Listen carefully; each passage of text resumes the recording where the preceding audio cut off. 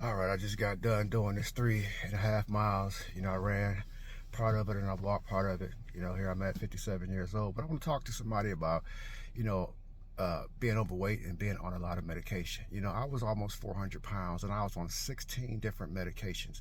I was on Oxycontin, I was on morphine, I was on hydrocodone, and many other medications that I was on for a long time because of the type of pain I was in, right? And I was so big and I didn't think I could ever get the weight off. I didn't think I could ever get the weight off. I didn't think I could ever get off of those drugs, but it all changed. I got to the point where I just got tired of being in pain, tired of hurting, so I took it upon myself, to start this journey of losing this weight, and being on so much major medication that was really hard for me to get off. But exercise was a big part of me being able to continue on and getting off some of this heavy medication.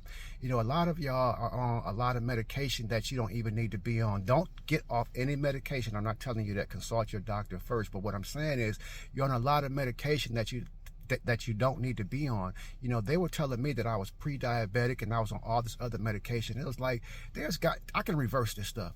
And let me tell you, I am not on any medication now. I reversed all of that mess. I reversed the pre-diabetes, all of that stuff through exercising and changing my diet. A lot of us are dependent on medications. Have you ever thought about one day when there's not going to be any medication? If you're diabetic, if you're going through a lot of health problems, and a lot of it is caused by the things that we eat and the things that we put in our body, have you ever thought what you're going to do? And that's what crossed my mind. What would I ever do when they stop the medications? We already got this trading war, right? And what if China makes a lot of medications, right? What if it just came to the point where you didn't have your diabetic medication? You didn't have your pain medication. It has to get to the point where we get in our mind. And I've learned to do a lot of things just naturally. I deal with depression all the time, but I've learned to deal with it naturally and manage it and go on and live my life.